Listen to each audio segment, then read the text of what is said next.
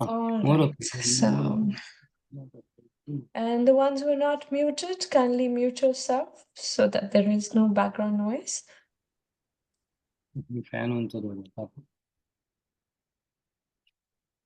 Okay. So the fifth chapter is called Karma Yoga, Action in Krishna Consciousness. We finished the first three sections of this chapter. Arjun's question was whether I should take sannyas or I should do Karma Yoga. Balakrishna Prabhuji, if you could mute yourself. Oh, sorry, Mataji. It's I am okay. so sorry. It's okay, it's okay.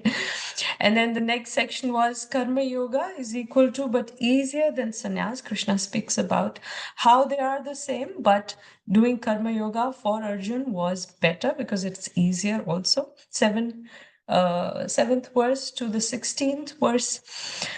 Krishna speaks about performing Nishkama Karma Yoga that frees one from bondage. And now today's section is from the 17th verse till the 29th verse, liberation by focusing on the Supreme. So we are going to dive right in. 5.17 to 29. Krishna said, this is like a summary. A yogi can attain liberation by fixing his mind on the Supreme Lord.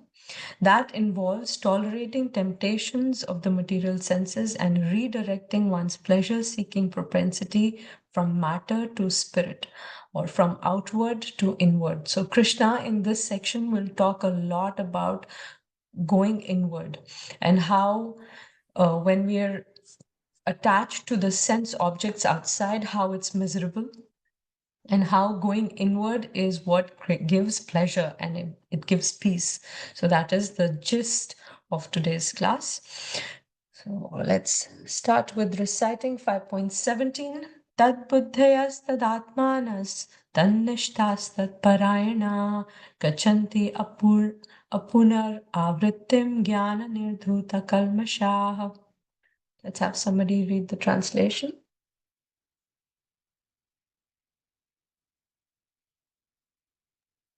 When one's intelligence, mind, faith, and refuge are all fixed in the Supreme, then one becomes fully cleansed of misgivings through complete knowledge and this process, and thus proceeds straight on the path of liberation.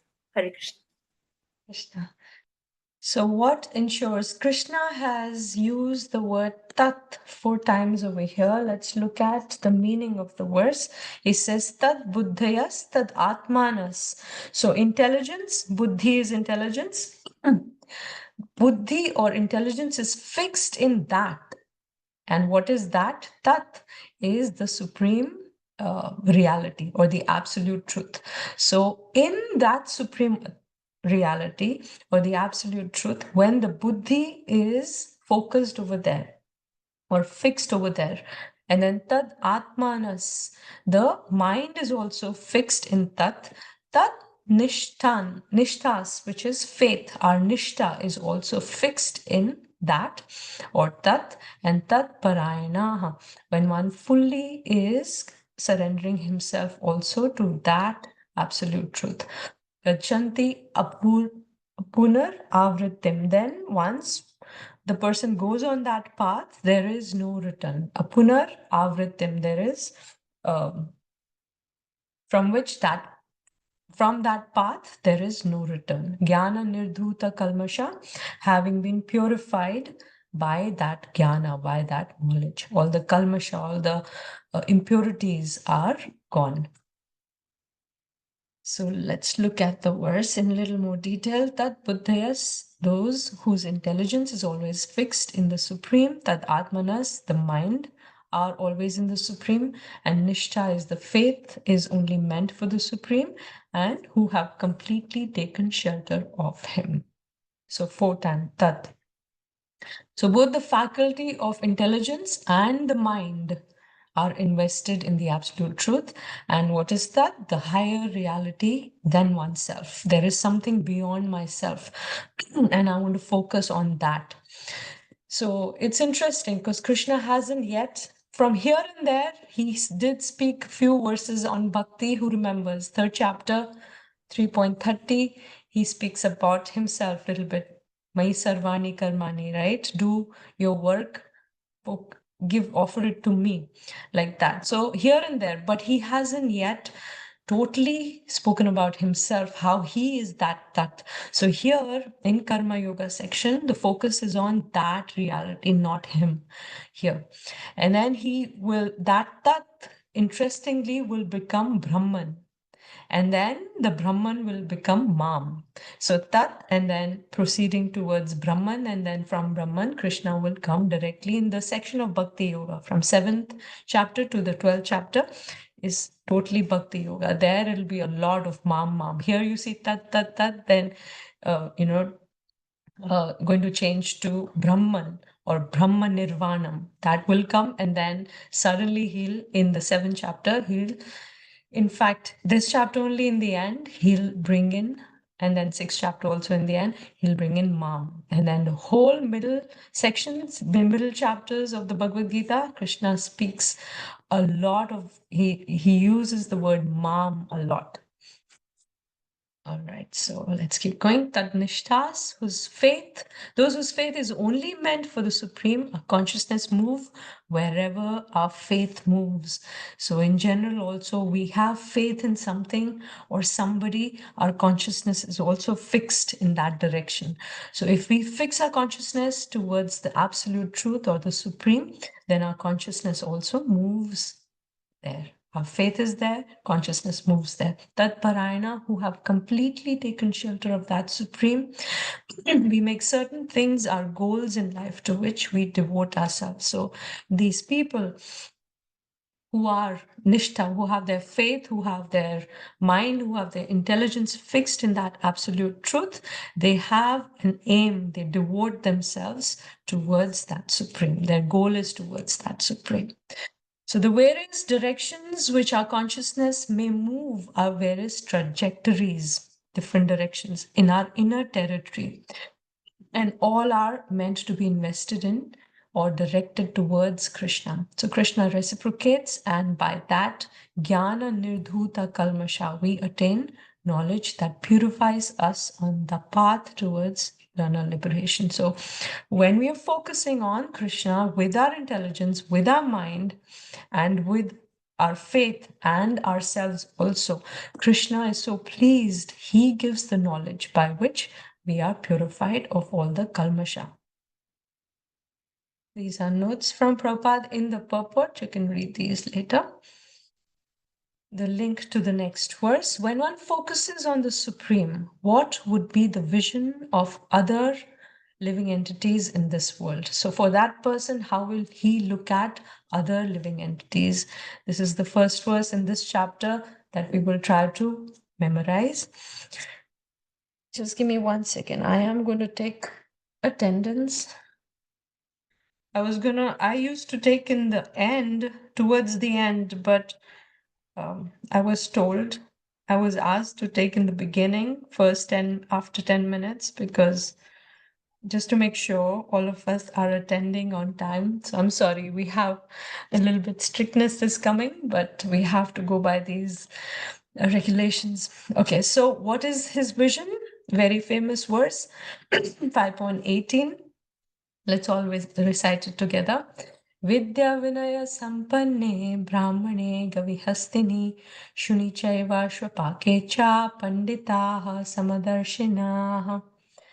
So very wonderful verse. Let's recite it 2 more times. Vidya Vinaya Sampanne Brahmane Gavihastini Shuni Chaiva Shvapake Cha Panditaha Samadarshinaha. One more time. Vidya Vinaya Sampanne Brahmane Gavihastini Shuni Chaiva Shvapake Cha Panditaha Samadarshinaha. And let's look at the meaning. Let's have somebody read the translation first. The humble sages, by virtue of the true knowledge, see with equal vision a learned and a gentle Brahmana, a cow, an elephant, a dog, and a dog-eater. Outcasty. Madhari, this refer to Uttamadhikari, na? Yes, his vision is of the one who is a Siddha. His vision is such, yes. So Vidya Vinaya Sampanne, Krishna says, the humble sages. So Vinaya is humble. So Vidya Vinaya Sampanne, with or by virtue of humility, the of true knowledge, they see, what do they see? Brahmane, Gavi, Hastini, and Shuni, and Shwapakecha. So they see all of these with equal vision. And who are these? Brahmane is a Brahman, and Gavi is a cow, Hastini is elephant, and Shuni is a dog. And who else? A dog eater, Shopake. Cha, a dog eater. Panditaha Samadarshana, such a person who has this equal vision, Samadarshana, is a Pandit. Such people are wise, Krishna says. So, we just did the translation. Spiritual vision, the Brahmanas and the cows are in the mode of goodness. So Krishna has included the whole range of people, human beings, and also animals who are in different modes. So starting from mode of goodness, so he's giving a range. In mode of goodness, who are? They are the Brahmanas in mode of goodness. And who are in human beings who are in the mode of ignorance? They are Shwapake. They are the ones who eat meat of animals, or dog eater, he's calling him. So from the Brahmanas who are in mode of goodness all the way down to the people who eat meat, these are all people in ignorance, the whole range Krishna has covered. So a Pandita or a wise person looks at all human beings with equal vision, and not just human beings, he sees animals also with equal vision. So, in mode of goodness, which is the animal? It's cow. And mode of passion is elephant, mode of ignorance is a dog. So, like that, Krishna has covered the whole range of animals also over here. So, they see them equally as spirit souls, and that the Lord is also present within. So, two visions are there.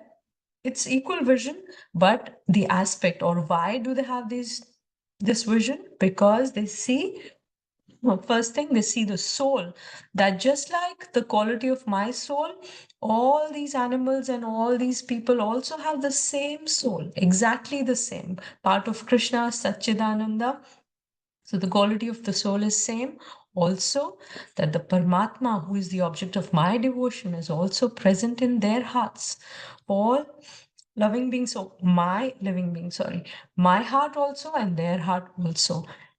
Everybody's hearts, the Paramatma is present. So he sees the soul as the same, and also that Paramatma is present in everybody's heart.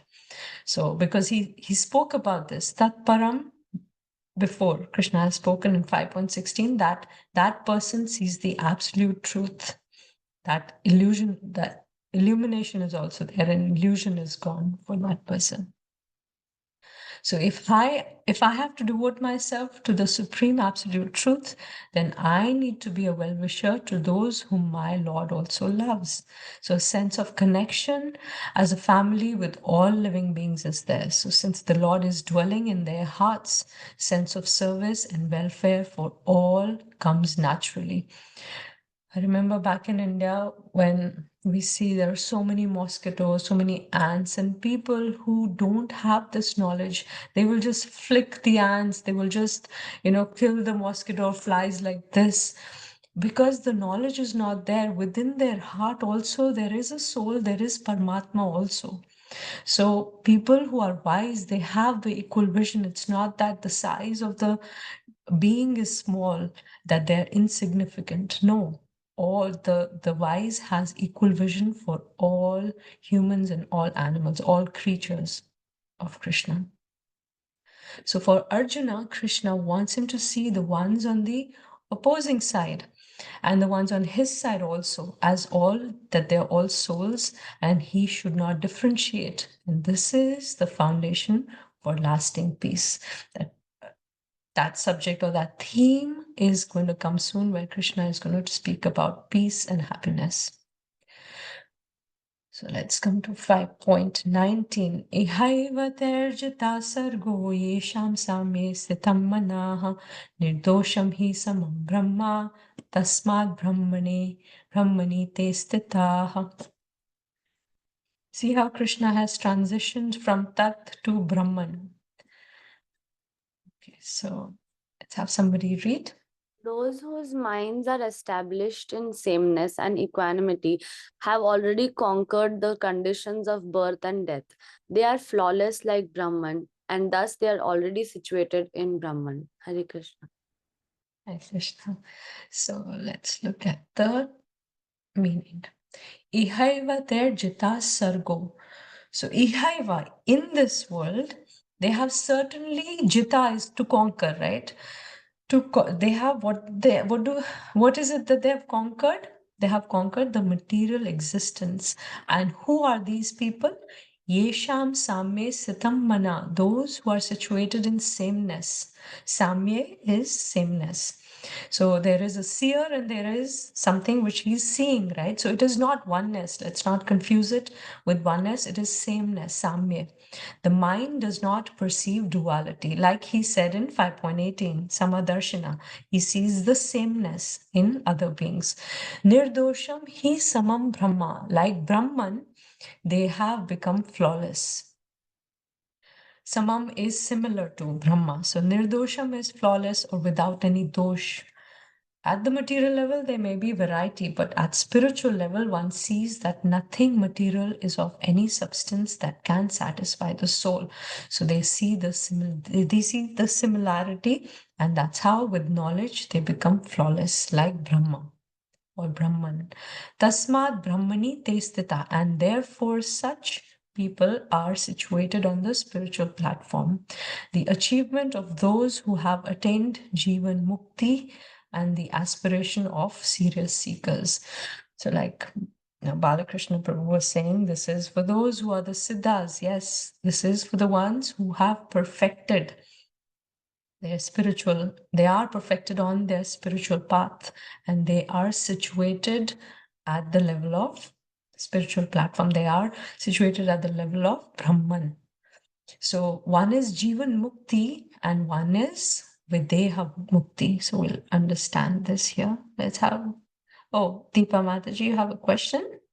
Yes, Mataji, Hare Krishna. I was wondering what is Brahman here, because our understanding is also that Brahman means the spiritual effulgence, right? So what is So Brahman Brahman in has this case? various meanings. Brahma also means Lord Brahma, right? Brahman also means the energy of Krishna, which is pervading everywhere. Brahman also means the light which comes, which is the, again, effulgence of Krishna, and then energy of Krishna. Brahman also, we're going to understand when Krishna uses within a few verses which are coming up, Krishna will use the word Brahma Nirvanam, and we'll understand. So basically, it is spiritual reality. That is what Brahman is.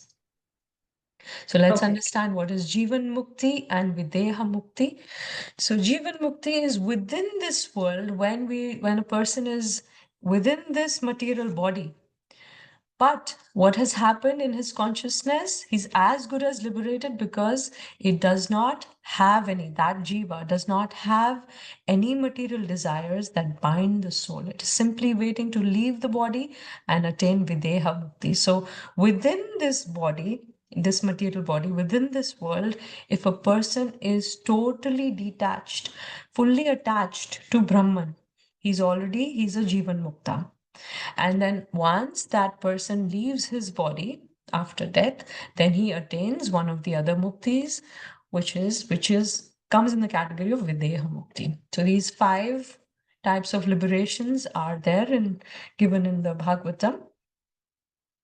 Salokya, which means that after material liberation, one is promoted after dying here in this material world, when the body is left here, the soul goes to gets one of these liberations, and one is Salokya, where is promoted to the planet where the Supreme Personality resides. So that's Salokya, in the same loka.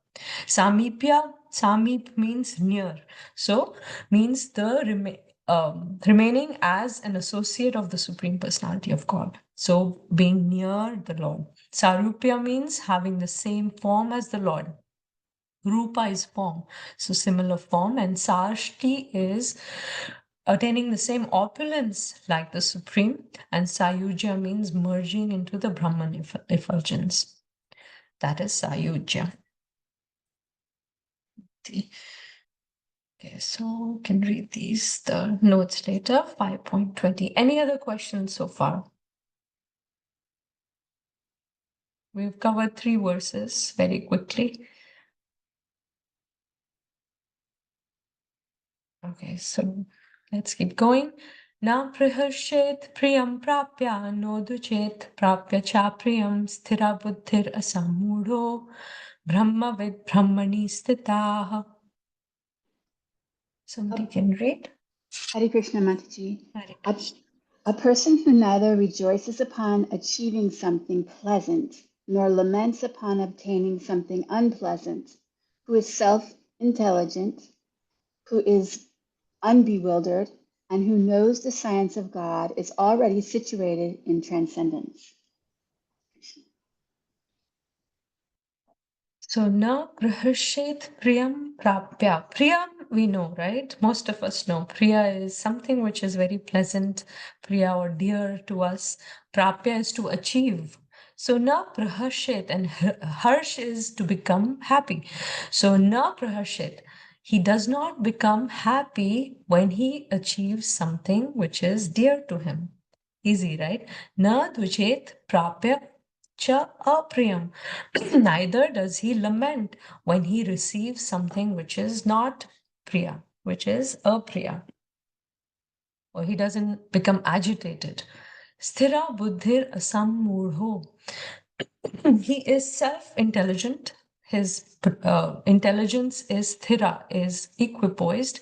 Asammudho, meaning he's not bewildered. Mudha is actually it's foolish, but he is asammudho. He's not foolish. He is not illusioned, not bewildered. Brahmavid Brahmani Sthita. Such a person is the knower of Brahma and he is situated in Brahma. Brahmani Sthita. So, na prahishet priyam prapya does not rejoice on achieving something pleasant, or nor does he become agitated upon obtaining something unpleasant. So, is this person like emotionally barren? When something nice happens, he's not happy. When something bad happens, he's not sad. So, is it like his face is like this, like you see the emoji on the screen? Is he like that? Let's look at. Let's have somebody read this. You can unmute and read. If I only have material goals, then when I'm unable to achieve them, or when I get that which is not pleasant, then naturally I'll be miserable and frustrated. And if I achieve them, then I'm ecstatic, might even become proud. And the problem is, this world is temporary, where nothing lasts for long, and ultimately at the end of our life, we can take nothing with us at all. So if our consciousness is totally in attaining material goals, I want this, I want this, I want that. What happens when we don't get it? Then we are frustrated. We are disappointed, right? And if we get it, then we might become proud. So if we, with knowledge, Krishna says, right, with knowledge, if we understand this is temporary, nothing will last, and we'll understand with one very nice example, which I also used in the last class, very close to Kaya Mataji also. Gulab Jamun is going to come a lot. I have pictures also. So it'll be interesting to understand through that example. But for the one who has achieved something beyond this world, for the one who has spiritual goals or who has achieved something spiritual, then what happens in this world is not very consequential. Our purpose, one purposefully stays focused on life's ultimate goal. So it becomes easy for the one who's situated in Brahman to not be so elated and not be so devastated with the things that happen in this material world. Siddha Buddhir, a Sammudo one, has fixed intelligence and is not illusion, not foolish. When the intelligence is wavered, one gets deluded. And if you remember from the second chapter, the 8 steps of fall down, right? Buddhi nashas, nasha, loss of intelligence, and buddhi. From loss of intelligence, what happens? Pranashyati, one falls down. Brahma with Brahmani Sthita, one situated like this is the knower of Brahman or situated in Brahman.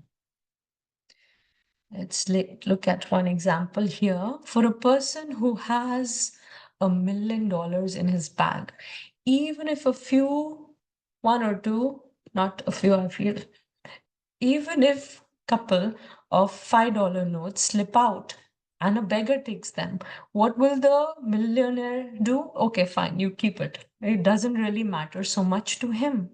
But if the same beggar who got one $5 note, if that note is taken away by another beggar, then what happens? This beggar will fight to get it back because this is the only thing he has. It's so precious.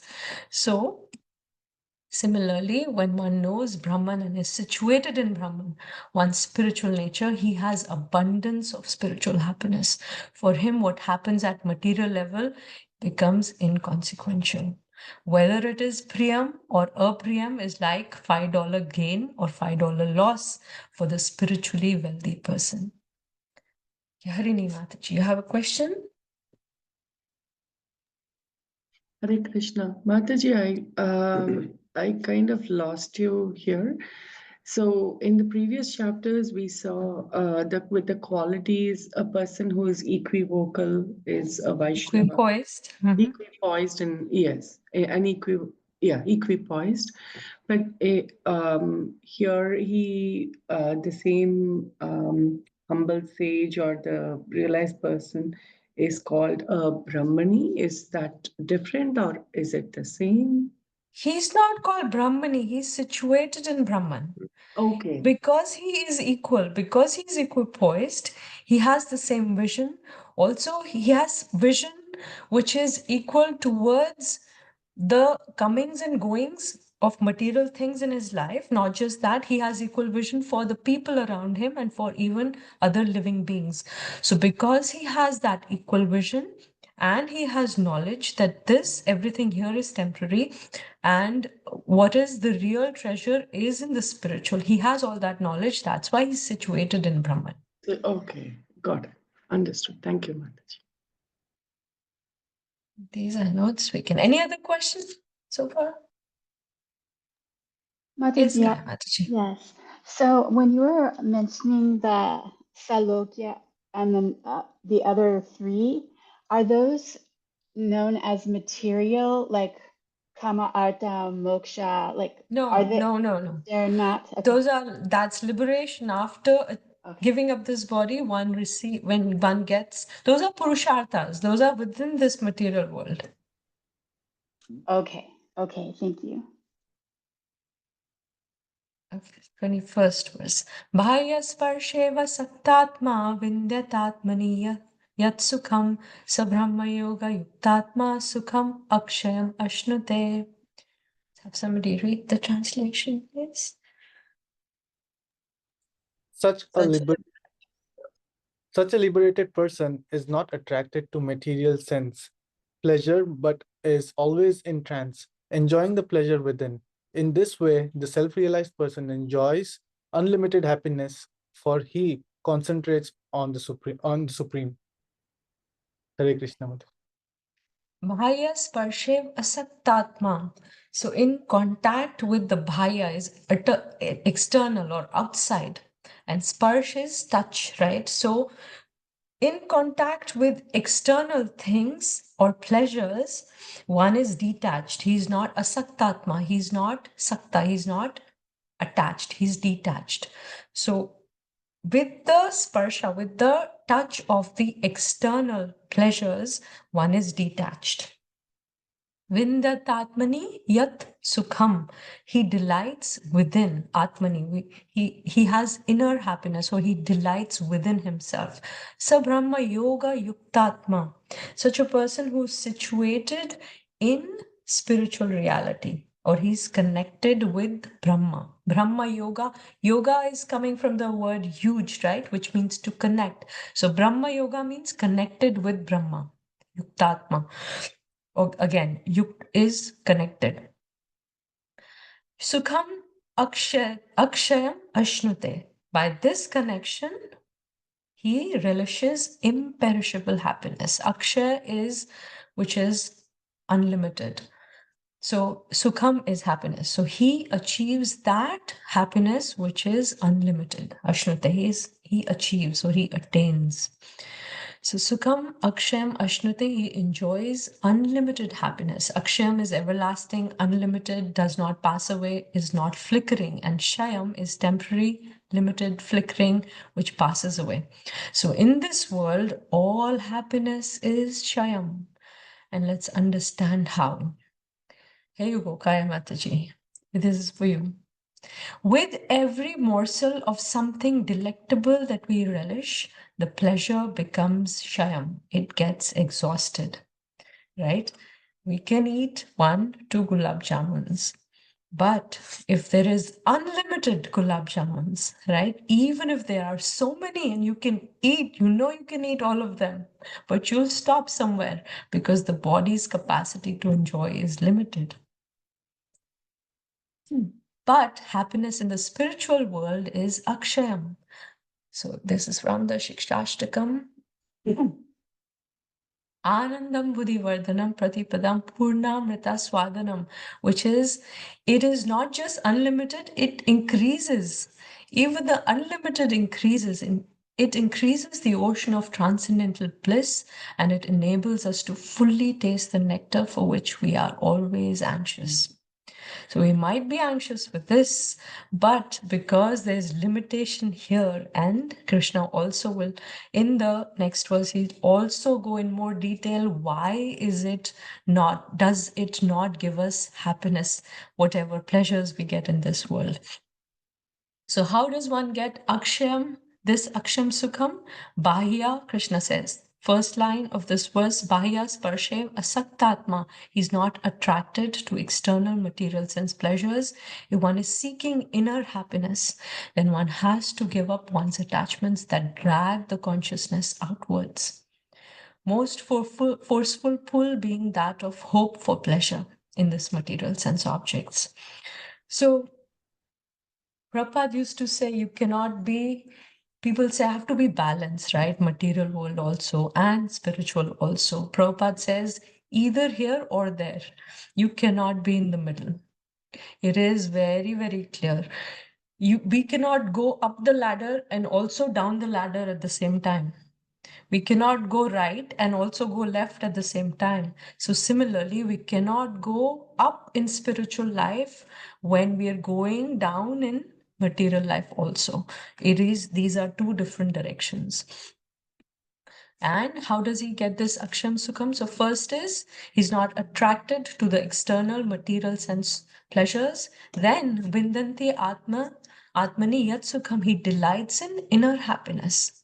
So he's not going outward, he's going inward.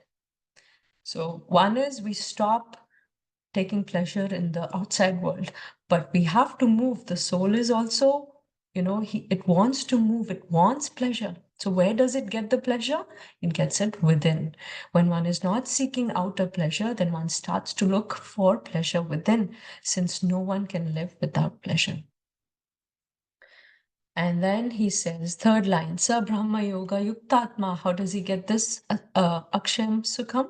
He's connected with Brahman through practice of yoga, and thus one attains the spiritual reality that is there within oneself. So the process of yoga, Krishna uses the word Brahma Yoga Yuktatma, is situated or connected with Brahma. So for Karma Yogis, how are they connected with the Supreme or Brahman? They become more and more internalized by acting in this world with knowledge and detachment. So this is the process for the karma yogis. For jnana yogis, one analyzes the difference between material and spiritual by studying the scriptures and performing tapas or austerities. This is the path of jnana yogis. Ashtanga yoga, which Krishna is going to start from the sixth chapter. In the sixth chapter, he's going to give in a lot of detail. One internalizes and focuses on the super soul within one's heart, sitting down in one place. And then in Bhakti Yoga, inner becomes outer. Krishna, who's present in the heart as super soul, manifests as his holy name, as his deity form, as the dhams, as scriptures, as guru. And so it becomes easier and joyful for Bhakti Yogi to move towards that Brahman, which is Krishna ultimately. Detachment from external pleasures and focusing inwards requires an understanding that material enjoyment is insubstantial and foolish. And Krishna, another verse which we're going to memorize, very important verse, we can all recite it 3 times. Yehi samsparsha jabhoga dukkha yonaya evate adya antavanta konteya nateshu ramate buddhaha. Yehi samsparsha jabhoga dukkha yonaya evate adya antavantaha kwanteya nateshu ramate buddhaha. And one more time. Yehi samsparsha jabhoga dukkha yonaya evate adya antavantaha kwanteya nateshu ramate buddhaha. Okay, let's make it a little easy for everyone. When we say, okay, this is also the verse that we're going to try to memorize, it's not that you have to memorize all of these verses. In the test, when the test comes, you would be required to have memorized a few of these, not all of them. So it's easy for you. If you want to memorize all, that's best, and we should, but it's not going to be that hard. The tests and the exams and the recitation won't be that hard. But you should also know the definition, the translation for the verses that you've memorized. Okay, let's have somebody read this. An intelligent person does not take part in the sources of misery, which are due to contact with the material senses. O son of Kunti, such pleasures have a beginning and an end, and so the wise man does not delight in them. Hare Krishna. Hare Krishna. So, yehi samsparsha jabhoga, the by pleasure that comes with the contact of the senses with the sense objects. Samsparsha is touch again, jabhoga. So, when the senses come in contact with the sense objects, dukkha yona evate says they are the womb. Yoni is womb. These sense pleasures are the womb, or they are the place where it begins. What begins? Dukkha is born from there. Evate, certainly. Adya antavanta kontya, they have a beginning and they have an end. O son of Kunti, nateshu ramate buddha, those who are Buddha, who are intelligent, don't relish in these pleasures. So Krishna is expanding on the theme from 5.21. In order to experience the unlimited happiness within, don't be captivated by the outer pleasure by understanding their insubstantiality. Yehi samsparsha jabhoga, the pleasures that come with the contact of the senses with the sense objects, dukkha yona evate, they are certainly the womb or sources of misery or distress. Just like when a child is in the womb, it is not seen in the early stages, right? Why did Krishna use the word yoni? Because when a woman becomes pregnant, we cannot tell in the beginning few months. Similarly, when we engage in sense pleasures, we feel it is fine. There is no dukkha here. I'm eating gulab jamun today, tomorrow, day after. There is no dukkha. In fact, I experience sukha. So why is Krishna saying there's dukkha only in the beginning also and the end also? Right? We'll understand in more detail this. So, but for the pregnant woman, within a few months, 4-5 months, right? That bump appears. It's visible now. We can see she's pregnant.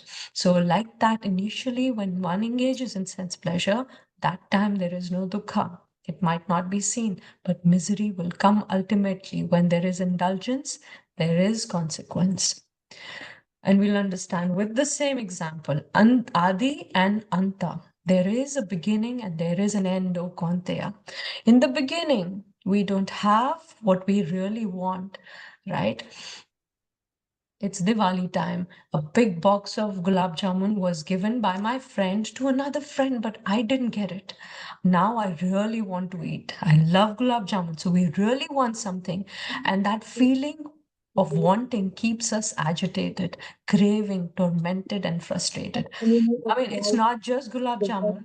It could be anything else. It could be a new model of a phone or a car or anything, a new dress, a new cream for the face, a new perfume, anything you can think of. Krishna is talking about sense pleasures or sense objects outside us and the touch or coming in contact of the senses with the sense pleasures. So that craving is there, agitation is there, torment is there, frustration is there till the time we get it.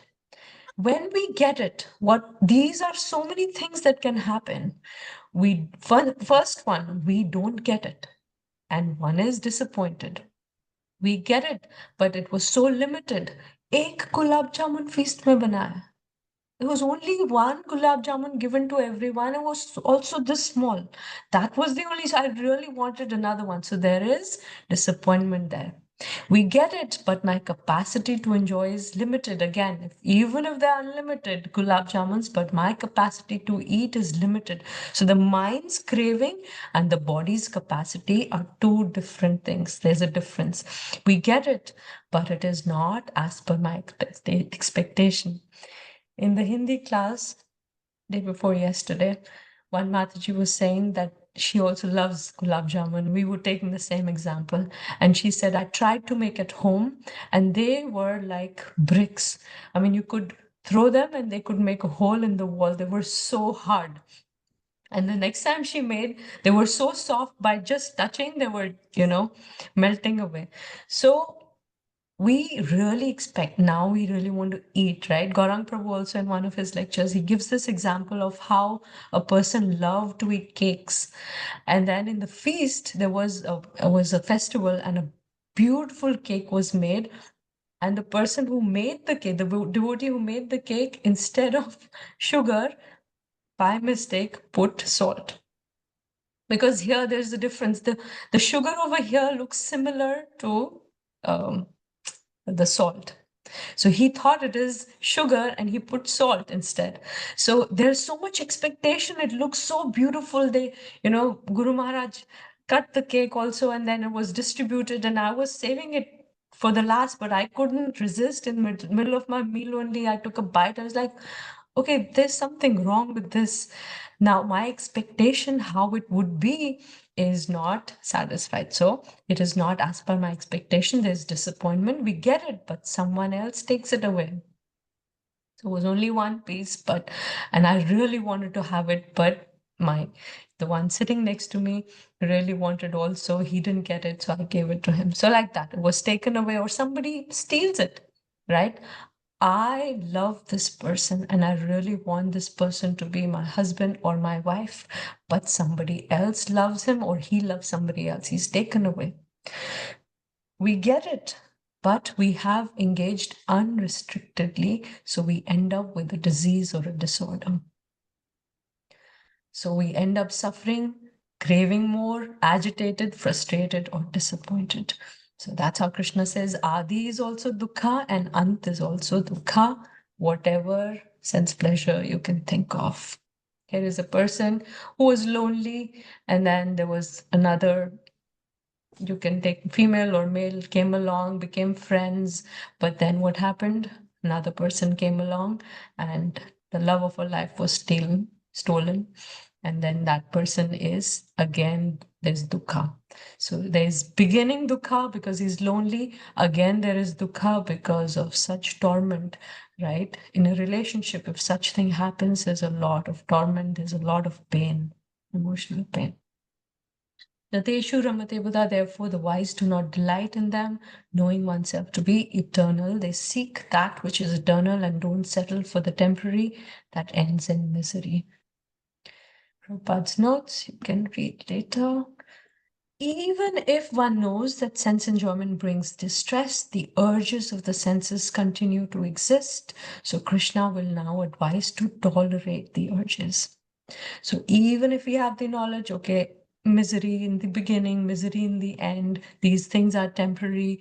It's not that I'll fulfill one and then I'm done for life. There'll be something else that'll come up and now I want that. So it's endless. Even if one person has this knowledge, that urge is so much. I really want it. It's okay. Let me just get this much and then I'll figure out for the next time another sense object comes up. Krishna says you have to tolerate. Any questions so far?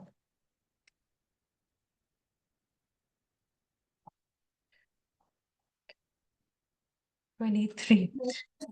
शक्नोति have यः शोढुं प्राक्शरीरा विमोक्षणात् कामक्रोधोद्भवन् वेगं स युक्ताः स सुखी नराः. You can read. Before giving up this present body, if one is able to tolerate the urges of the material senses and check the force of desire and anger, he is well situated and is happy in this world. So, Shaknoti Haiva Yah Shodhum, Krishna says, if one is able to tolerate, Shodhum is tolerate, and Shaknoti is if, in case, you're able to tolerate Prak Sharira Vimokshanat, before leaving up the Sharira, or before death. Kama Krodha, Krodhot Bhavan Vegam.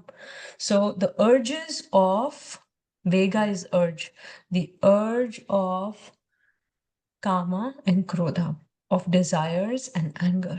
We have to give up these urges. Sa yuktaha sa sukhinara. Such a person is well situated. Yukta is well situated, and sukhi nara, that being is, nara is actually male, but he's talking about every living entity, human being.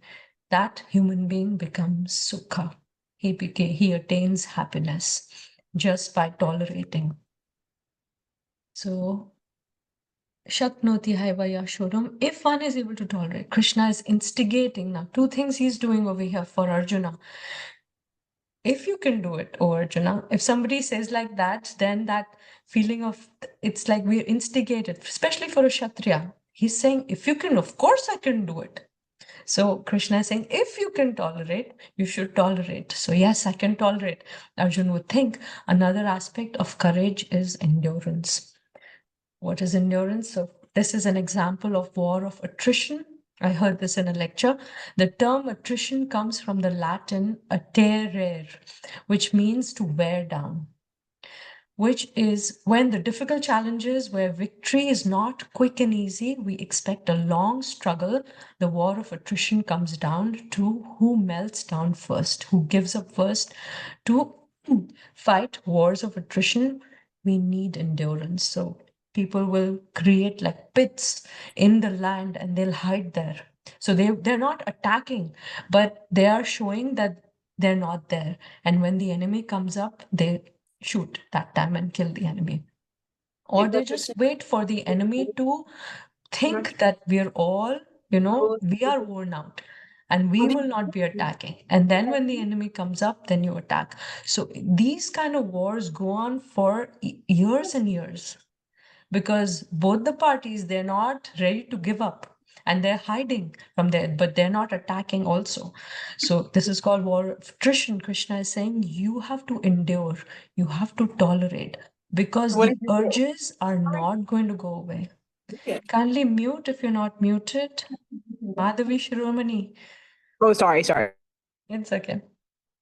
So we know that these urges are not going to go away. The lust and anger and all these urges will not go away. I really want to have, because we have, the soul is pure, right? But the covering is not yet gone. Coverings of the 6 anarthas are not yet gone. So what happens is, because we're not seeking that pleasure in spiritual, and we're in this material body, and the seeking tendency, seeking pleasure is going to be there for sure. If not the spiritual, we are going to seek pleasure in the material. So Krishna is giving us a way out. If the urges are still there, just tolerate, don't indulge. So in a war against material sensory desires, one cannot put them to flight permanently. Even if one tells lust, you have to go away, it is not going to go away, it is going to hit back. Therefore, one needs to wear it down by again and again refusing to indulge in it, which makes lust weaker and weaker till ultimately it disappears by being worn out. One's patience has to outlive the enemy's patience, just like in war of attrition. So till when do I need to do this? Till the time you're ready to give up your body. Till the end, you have to tolerate. Okay, Kama Krodod Bhavan Vegam. One does not. What does one need to tolerate? The urges of senses arising from desire and anger, desire for sense enjoyment, and anger when the desire is unfulfilled. The urge that is born of lust, when frustrated, it can become ghastly, can turn into anger. And into anger, because endurance without indulgence seems miserable and exhausting. I'm told not to indulge and I'm told to tolerate. I'm tolerating, but it's becoming miserable for me. So it turns into anger. That's why Krishna says, Sayukta sa sukhinara. Practice yoga, be situated in yoga, and then one is situated in that level where he's happy in this world just by tolerating. So another example we'll take, if somebody has a rash, if we itch, doctors say don't itch on your rash, it is going to become worse. So when we stop itching by not indulging, that itself brings relief, although it's miserable. I really want to itch, but the doctor has said don't itch it, right? So I'm restraining myself, I'm tolerating. Just by doing that, there is going to be relief in the itch. And then when we apply the medicine, which is practicing yoga and connecting with the inner spiritual reality, then we can eradicate the rash completely. So in summary, a yogi who can tolerate till the end of life the forces of desire or lust and anger, then he will stay connected or harmonized and will be happy even in this life. The more we turn inwards towards the soul and the super soul, the more we find happiness, because inwards there is Krishna, who is the reservoir of all happiness.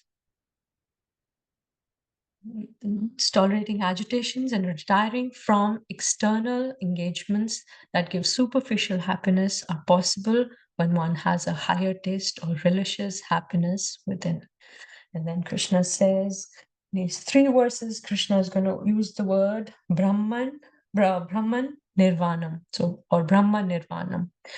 Yo anta sukhontar aramas tathantar jyotireva yaha sayogi Brahma Nirvanam Brahma bhuto dikachati. Have somebody read the translation? One whose happiness is within, who is active and rejoices within, and whose aim is inward, is actually the perfect mystic. He is liberated in the Supreme and ultimately he attains the Supreme. Thank you, Mataji. Okay. So yo anta sukho, the one who is finding happiness antar, within. Antar aramas, who rejoices within. Tatantar jyotireva tatha, and antar jyoti, he's illumined within. So yogi Brahma Nirvanam, such a yogi is situated or he's liberated in the Supreme. Brahma Bhuto Dikachati, and ultimately he attains the Supreme. So Krishna uses the word anta or antar 3 times. Anta sukha, anta arama, antar jyoti. So happy from within, actively enjoying within, aiming within, or illumined within. Krishna is emphasizing the importance of turning within. Instead of turning outward, turn within. Krishna is saying, so yogi Brahma Nirvanam is a perfect mystic. He's a yogi, he's a perfect mystic, and he's liberated in the Supreme. So many people think of the word Brahma Nirvana. We're going to understand what this word will mean to be a Buddhistic word, right? Nirvan. Buddhist people use this word a lot. So for karmis, they think life ends when the body dies. Life has ended. The Gyanis think that life begins with death because material world is an illusion. And Bhaktas, they think life begins whenever we start serving Krishna because eternally this is what our service is going to be. So here was the word Brahma means higher spiritual realization or anything which is at the spiritual level, higher spiritual realization. Nirvana means to end the material existence. So then Brahma Nirvana will mean simultaneously we revive the spiritual existence and there is a cessation of material existence by turning inwards. So he's going to use this word. He has used it here again in 25 and again in 26. He's going to use it. Brahma Bhuto Dikachiti, ultimately he attains the supreme. When a person has Thai Bhav, that emotion which is steady, or spiritual emotion which is steady, then material emotions will no longer trouble us. It's a steady pathway to spiritual perfection. Such a person has attained liberation from material existence and he's reinstated in spiritual existence. So right now, for most of us, it is difficult to have devotional recollections, right? We might be in a class where we hear something really nice, it's life-changing, or we hear kirtans which are really nice.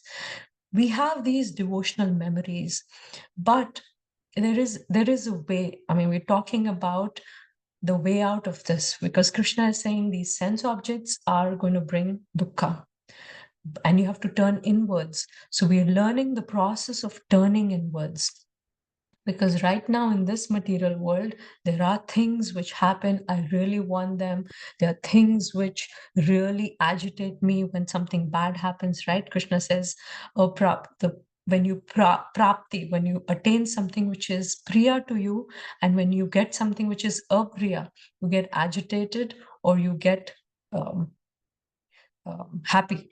We have to stay away from that, be equipoised. And how to do that? By understanding that spiritual is what it is, which is going to be lasting, which is going to be giving me happiness forever, eternal happiness.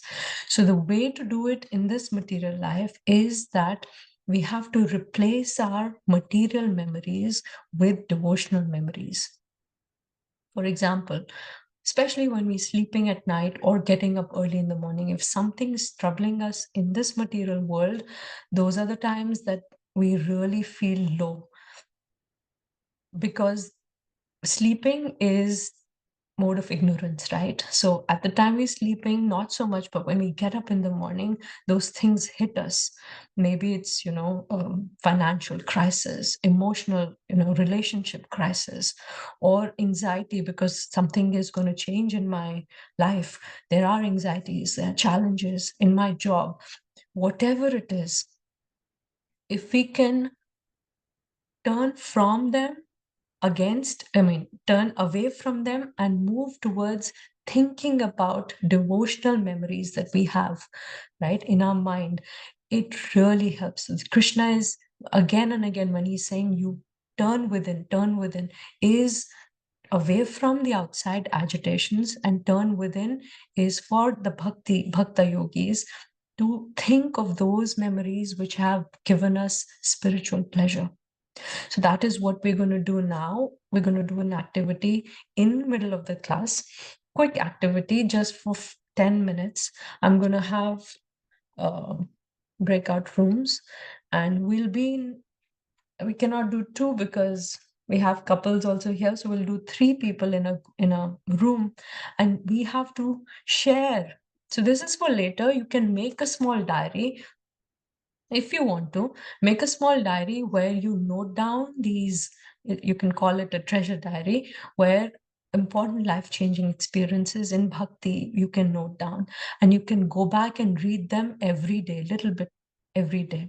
But put your notes over there. So experiences in a dham or a yatra or parikrama or with devotees, with our Gurujana, something happened that really was, so touching to my heart devotionally. Some special points we heard in a class, some favorite kirtan or bhajan, some beautiful deity darshan, or some points that we read in Prabhupada's books. If we write these down in small bullet points, even in a small diary, to go back and to read, these are memories, our mind is more and more filled with these memories and eradicates the material memories which only which only torment us or bring agitation. So this is what we're going to do now. Let me make the breakout rooms. It's just going to be 10 minutes. What you have to do is share with your partner one of those memories, right? Any questions on the activity?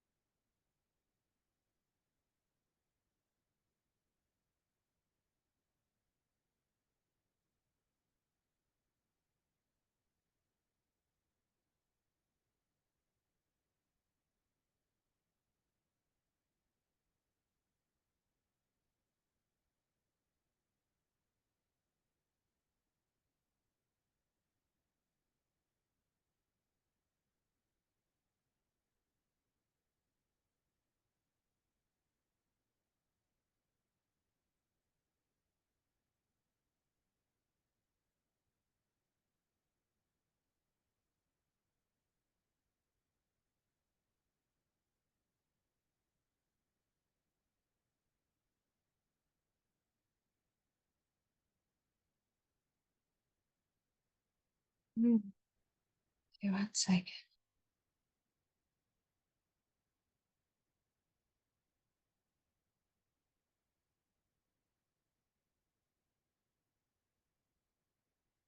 Some might have 4 people also, which is fine. Just share one of your experience which is close to your heart. You can join and we'll have 10 minutes.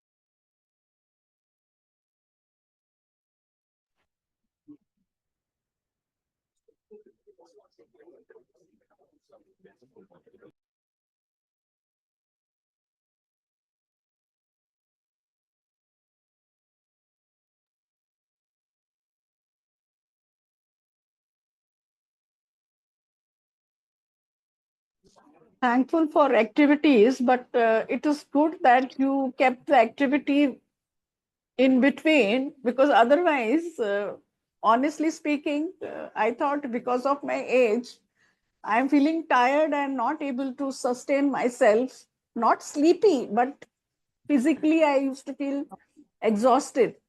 So many times I skipped the activity part, but thankful that you did it in the middle. Ah.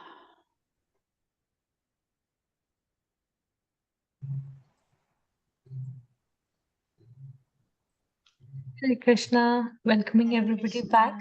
More people are joining back. Mataji, Hare Krishna. Hare Krishna. We'll start with the first room. We had Ariana, Chutakesha Prabhu, and Madhavi Shiromani. If you would like to share, we'll just do like 1-2 minute sharing. That's it, because we have to finish our class also. Or we can finish first and share later. Do you want to do that? Yeah, so let's Yeah. finish because we want to finish the chapter. So hold on to your whatever you've written or your realizations or whatever you want to share, and we'll keep going. 5.25. Labhante Brahma Nirvanam Shaya Shina Kalmashaha Chinna Dvedhaya Tatmanaha Sarva Bhuta Hiterataha. Somebody can read the translation, please. Those who are beyond the dualities that arise from the doubts, whose minds are engaged within, who are always busy working for the welfare of all living beings, and who are free from all sins, achieve liberation in the Supreme. Thank you, Mataji. Thank you, Prabhu.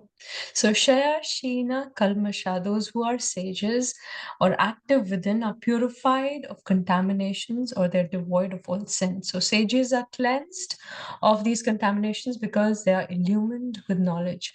Krishna spoke about this in the 16th verse, illumination with knowledge. And also in this verse, he's continuing with the theme of from 5.18, how people look at others with equal vision, people who are say pandita, who are wise. And not just here, we'll see the vision is equal, but they're also benevolent. They want to do service to others. So the soul, if you see the round circle, if that is the soul, the black spots that you see are the kalmashas or the impurities or the 6 anarthas. So soul, which is all pure, gets covered with these impurities when it desires to enjoy matter in a way that may hurt others, because we want to attain something might be a loss to the other person. So these kalmashas or these impurities are purified for those sages who are active within or who are cleansed of these impurities by, let's look at Chinna Dveda Yatatmana. Tatmanaha. They have cut through the dualities and engaged in self-realization. So there's serious spiritual pursuit and knowledge acts like a sword. We've also, Krishna has used this metaphor before of how knowledge being a boat, remember? Knowledge being the sword, how it cuts through the impurities and the material miseries, which rip apart the covering of dualities that conceal the true nature of all things in this world. So like a mask covers the true identity. Once the mask is taken off, one understands who it really is. Like in a fancy dress show, right? The best person who has a competitor, he's best dressed because nobody can tell who he is, right? That's because the garb is so well done. So when the mask is removed or that facade is removed, then we understand, oh, this is that person. So that facade is of the material sense objects around us, the sense pleasures. And once that is removed, that clearing is done, that the impurities are. So similarly, the events that happen in the material world, some of them wear the mask of good and some may wear the mask of bad. So Priya and Apriya. But from the spiritual point of view, nothing material can cause us misery, and nothing can cause us to be happy because we are spiritual.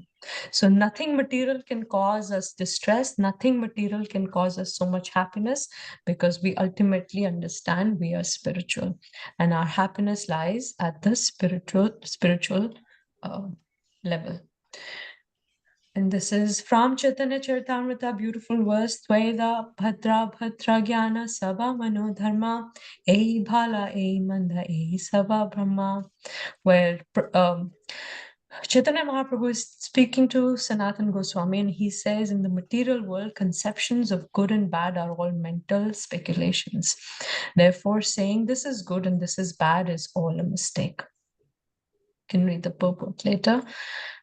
Prabhupada speaks about how one forgets that he is in this, he's eternal servant and he wants to enjoy in this material world, and then he thinks this is bad and this is good for me. Hence, even misery, if reminds one of Krishna, then it is good, but pleasure that makes one forget Krishna is bad. How beautiful, right? These verses are so wonderful, where Krishna is teaching us, he's telling us also, and he's teaching us how to come out of this material world. Sarva Bhuta Hite Rata, they're engaged in the welfare of all beings. So 5.18, Krishna speaks about equal vision. Here, Krishna also speaks about benevolent action, that these people, they want to do welfare for others. And higher spiritual consciousness, we serve all living beings by helping them come closer to Krishna, to understand his glories and to love him. For example, an athlete who's focused on winning in the marathon, he keeps practicing to run and is focused, right? For him, whether it's hot or whether it's cold, it doesn't matter. He's focused that he wants to win, and he's focused on practicing. So similarly, to the extent one is focused or active within and is purified of contaminations, to that extent, worldly ups and downs do not acquire prominence. One cuts off the dualities that distract one. This is from the verse. So B was, he's focused within and he's purified of the contaminations. The third line, Krishna says, one cuts off the dualities, happiness, sadness, victory, and one loses, right? All those dualities, they distract us. So one cuts off those dualities and they're engaged in helping others connect with the spiritual nature. Labhante Brahma Nirvanam, and eventually achieve liberation in the Supreme. Prabhupada says in the purport, the real cause of one's difficulties in the hard struggle in life may be found in one's forgetfulness of his relationship with the Supreme Lord. Next verse, the qualifications mentioned in the last two verses may be very rare and difficult to achieve. Now Krishna reassures in the next verse. He says, Kama Krodha Vimuktanam Yatinam Yatachetasam Abhito Brahma Nirvanam Vartate Viditatmanam. Those who are free from anger and all material desires, so again, Kama and Krodha, who are self-realized, self-disciplined, and constantly endeavoring for perfection, are assured of liberation in the Supreme in the very near future. So Krishna says, Vartate Viditatmanam, and Adhito Brahma Nirvanam. They attain, they're certainly in the near future, one is assured of liberation in the Supreme. Again, Brahma Nirvanam has come. So 5.23, Krishna spoke about how if one is able to tolerate, remember, he said, if you can tolerate the urges of senses due to desire and anger, here he says, one is free from desire and anger, who are saintly, with full control on mind, certainly in the near future, assured of liberation in the Supreme. It will happen for those who have disciplined themselves. Prabhupada quotes from the Srimad Bhagavatam, again, a beautiful verse. Yat pada pankaja palasa vilasa bhaktya karmashayam gratitam utkratayanti santaha tadvanda riktamatayo yatayo piruddha shroto ganastamaranam bhaja vasudevam. it is easier for devotees. Prabhupada has brought this verse because for karma yogis, it might be difficult to control when the sense objects are around us. It is very difficult for others to control, but for a devotee, it becomes easy. How? They're always engaged in the service of the toes of the lotus feet of the Lord. They can very easily overcome hard-knotted desires for fruitive activities. Because it is very difficult, the non-devotees or the jnanis and yogis, although trying to stop the waves of sense gratification, cannot do so. Therefore, Bhaja Vasudevam, therefore you are advised to engage in the devotional service of Krishna, the son of Vasudeva. In the next two verses, Krishna will give a brief explanation of how to attain liberation by Ashtanga Yoga. So here, let's recite this verse. Sparshan kritva bahirbhayams chakshuscha Jaivantare bhruvoh pranapano samo kritva nasabhyantara charino yatendriya mano buddhir munir moksha parayana vigate chabaya krodho yasada mukta evasa. Shutting out all external sense objects, keeping the eyes and vision concentrated between the two eyebrows, suspending the inward and outward breaths within the nostrils, and thus controlling the mind, senses, and intelligence, the transcendentalist aiming at liberation becomes free from desire, fear, and anger. One who is always in this state is certainly liberated. Krishna is moving from Karma Yoga slowly, gradually, and he's brought Ashtanga Yoga here. So let's look at the summary of what is going on. How come suddenly Ashtanga Yoga has come from Karma Yoga? So Arjun's question was, should I do action or should I renounce action? Should I do Karma Yoga or Jnana Yoga? Krishna's answer was renunciation in action, not renunciation of action, renunciation in action. So the first 5 chapters in Bhagavad Gita, Krishna establishes how for Arjuna, Karma Yoga is better than Jnana Yoga. So now question arises, can Karma Yoga alone lead one to liberation? Yes, but eventually renouncing the world and going to the forest has to be done for a person who is in Karma Yoga or Jnana Yoga or even Ashtanga Yoga. So a person in Grihastha Ashram acting in Karma Yoga but later takes Vanaprasth and then Sannyas, and at that time he will not be acting in Karma Yoga, but he'll take up either Jnana Yoga or Ashtanga Yoga or Bhakti Yoga. So Krishna spoke about Karma Yoga, but Karma Yoga by itself towards the end has to be culminated in one of these 3. Now, Krishna is going to bring Ashtanga Yoga, how to culminate in liberation. One has to go and either can take this path, and he's giving the details of that path in the 6th chapter. So whole 6th chapter is focused on how one can get liberation through Ashtanga Yoga, after Karma Yoga, through Ashtanga Yoga. So first in 527, Krishna talks about the physical control that one should do in Ashtanga Yoga, contact with the sense objects, keeping them external, so don't touch the sense objects, fixing the eyes in the middle of the 2 eyebrows, regulating through pranayam, and then with the nostrils. So he's talking about what we can do with the body externally in Ashtanga Yoga. So this is a gist of what is coming in the 6th chapter. And then 5.28, Krishna speaks about what is to be done internally.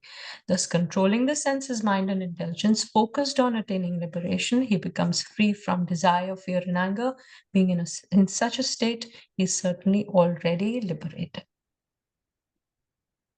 5.29, another verse which we'll try to memorize.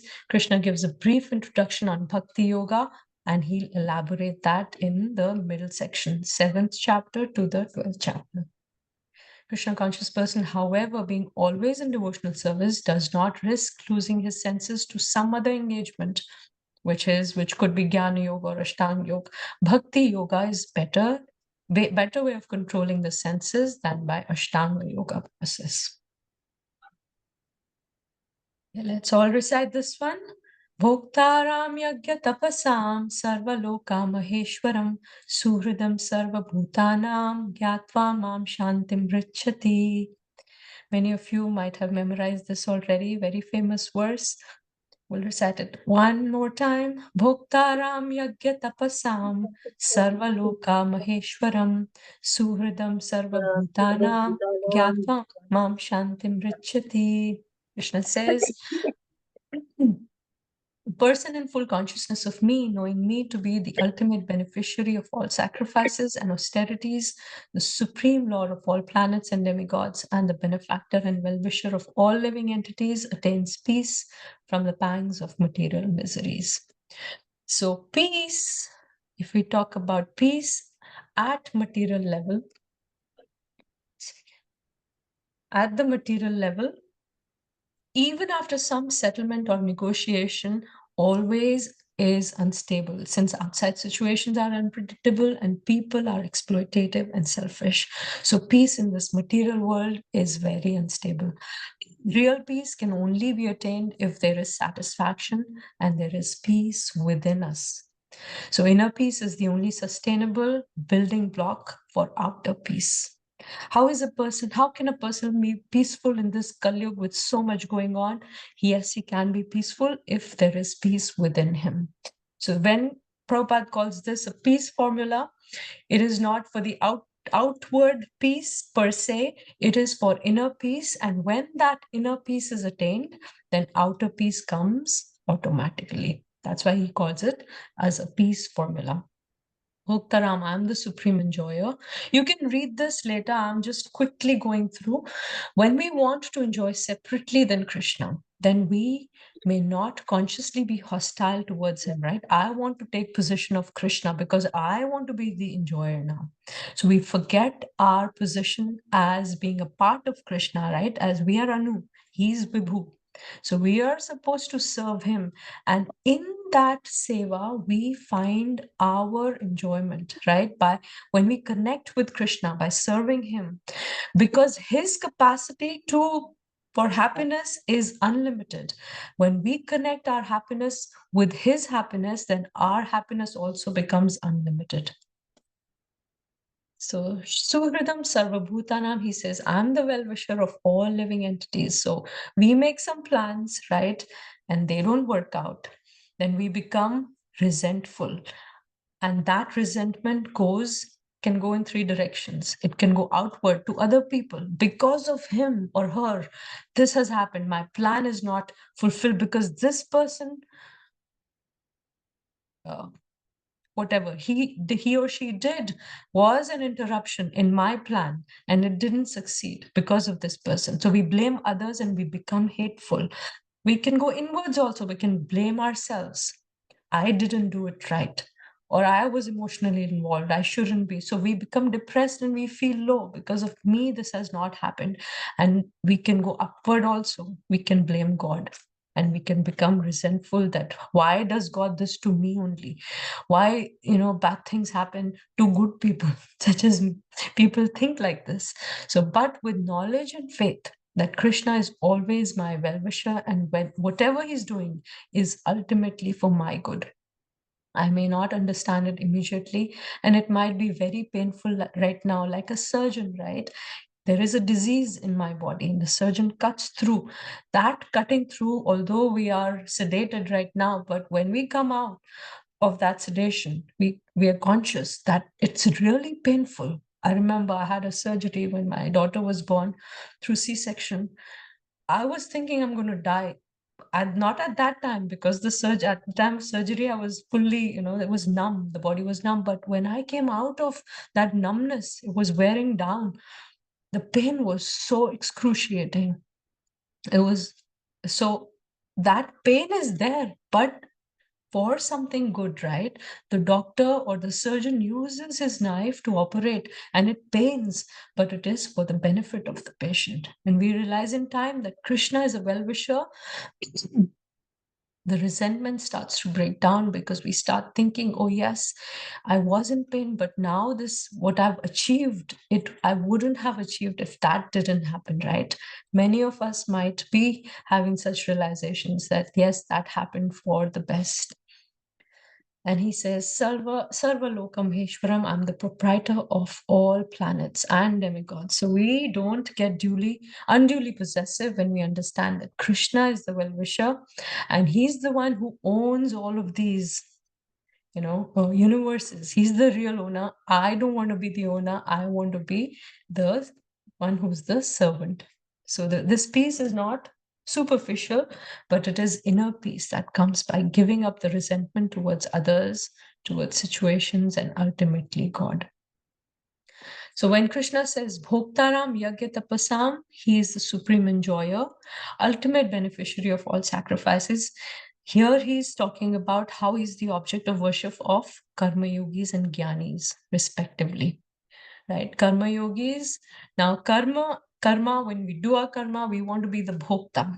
But when we become Karma Yogis, yes, it is for the supreme absolute truth. So when Krishna says, I'm the Bhokta, you're not the Bhokta, he's the object of worship of the Karmis. Easy to understand, right?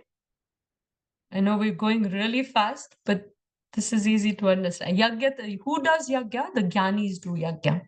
So for them, he's the object of worship. When he says, I am the Bhokta, I am Yagya Tapasam, Bhokta of the Yagya and Tapa also, of all enjoyment actually. Sarva Loka Maheshwaram, he's the object of worship for the Ashtanga Yogis as Paramatma, because the Ashtanga Yogis, when they're doing their tapasya, austerities, or they're meditating, they want to leave this body and go to any other planet that they want to go to. So when they understand that Krishna is the one who's the owner of all these planets, he becomes the object of worship for Ashtanga Yogis. Suhridam Sarva Bhutanam is the object of worship of the Bhaktas. He's the Suhrit, he's the well-wisher, or he's that love of my life, right? That is Sarva Bhutanam.